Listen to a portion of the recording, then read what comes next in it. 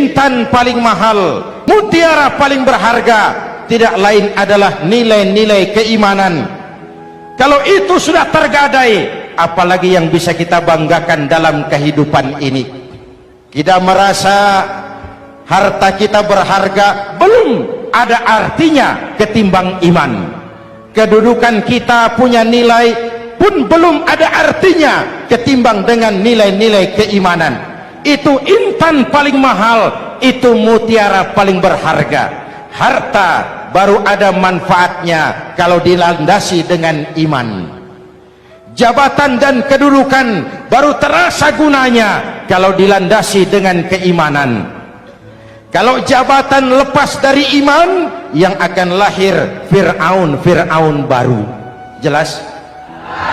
Kalau harta terlepas dari iman, yang akan muncul adalah konglomerat korun.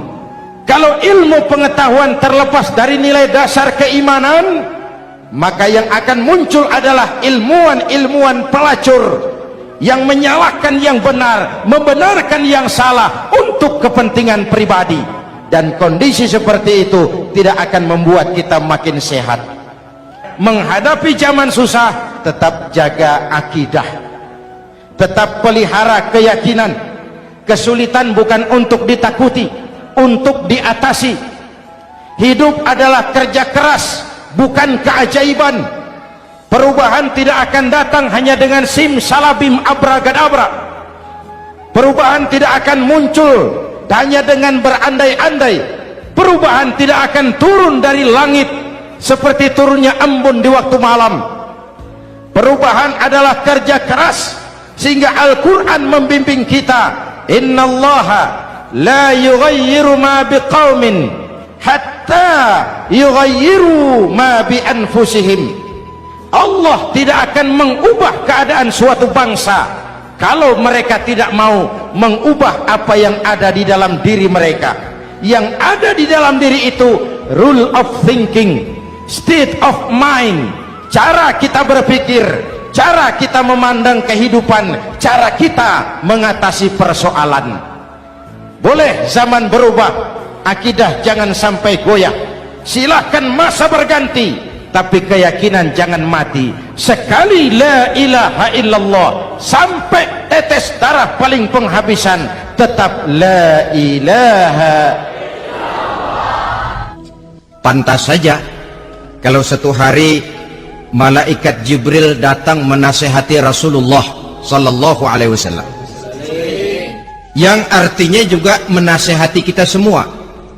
Apa kata malaikat Jibril kepada baginda Nabi? Ya Muhammad, ish ma syi'ta fa innaka mayyitun. Hai Muhammad, hiduplah semau kamu, tapi jangan lupa kamu pasti akan mati.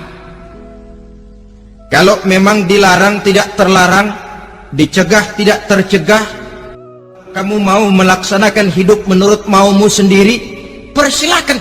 Hiduplah menurut mau dan gayamu, tapi jangan lupa fa innaka mayyitun, satu saat kau pasti bakal mati. Dan mati itu bukan akhir dari segalanya, dia babak baru bagi kehidupan selanjutnya. Silakan hidup menurut maumu, tapi jangan lupa kau pasti akan mati. Wa'mal ma syi'ta fa innaka majziyun bih. Kerjakan apa saja yang kamu mau. Kalau kau mau menghalalkan segala macam cara, persilahkan halalkan segala macam cara. Tapi jangan lupa kau akan mendapat balasan dari seluruh amal perbuatanmu. Wa ahbib ma syi'ta fa innaka mufariquhu. Dan cintailah apa saja yang mau kau cintai. Kau cintai anak istrimu, silahkan. Kau cintai harta bendamu, tafadhal. Kau cintai tanah airmu, kau cintai pangkat dan jabatanmu, persilahkan. Tapi jangan lupa fa innaka mufariquhu, kau pasti akan berpisah dan akan meninggalkan segala yang kau cintai itu. Apa artinya ini buat kita? Ternyata sesudah maut datang menjemput kita, ada kehidupan sesudah hidup yang sekarang ini. Orang yang mengingat mati bukan lantas menjadi lemah dalam kehidupan, menjadi putus asa, sedikit semangat, terbentur kesulitan, mudah frustasi. Bukan itu tujuannya kita diperintah mengingat mati. Jelasnya Islam menganjurkan kita untuk mengingat mati guna maksud-maksud yang positif, supaya orang lalu sadar hidup ini cuma sebentar. Mumpung hidup, maka hidup yang singkat ini harus saya pergunakan dengan sebaik-baiknya, melakukan kebajikan yang sebanyak-banyaknya, menjauhkan rasa malas, menunggu keajaiban yang datang dari langit, berleha-leha, bermain-main, sementara maut kalau dia datang tidak pernah main-main.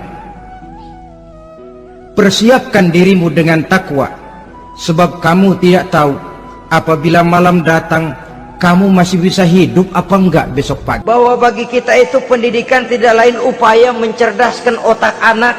Jangan sampai sebab ini kelihatannya pembangunan makin maju, persaingan hidup makin tajam, tensi ekonomi semakin tinggi, sementara jumlah tenaga kerja dengan lapangan kerja yang tersedia jauh dari mencukupi.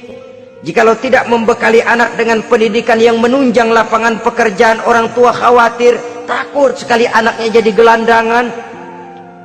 Dikhawatirkannya kehidupan dunia ini, sementara dia lupa kalau anaknya bisa jadi gelandangan di akhirat.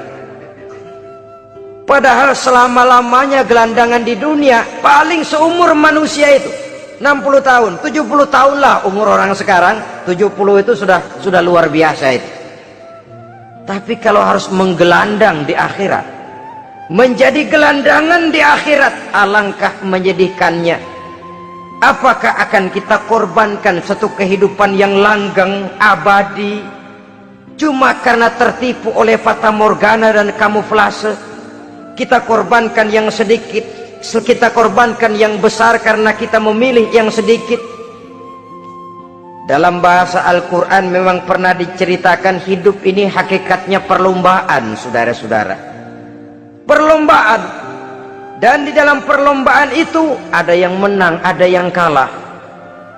Al-Quran lalu memberikan peringatan, Alhaakumut takatsur, kamu telah lalai karena berlomba-lomba memperbanyak harta, mempertinggi pangkat dan kedudukan, hatta zurtumul maqabir, sampai kamu akan masuk ke liang kubur baru sadar. Apalagi kalau nafas sudah sampai di tenggorokan, persis Fir'aun. Hidup ini memang kita berlomba, berlomba dengan waktu, berlomba dengan umur, berlomba dengan tenaga, berlomba dengan tetangga. Yang jangankan kita sampai mundur, berhenti saja sejenak, kita akan ditinggalkan oleh yang lain. Tiada kata mundur, bahkan tiada kata berhenti. Sekali kita melangkah, melangkahlah terus. Tapi berlombalah seperti yang dikehendaki Quran, fastabiqul khairat, berlomba-lombalah di dalam kebajikan. Jangan berlomba-lomba di dalam kemaksiatan, kemunkaran, kejahatan. Berlombalah dalam urusan kebaikan.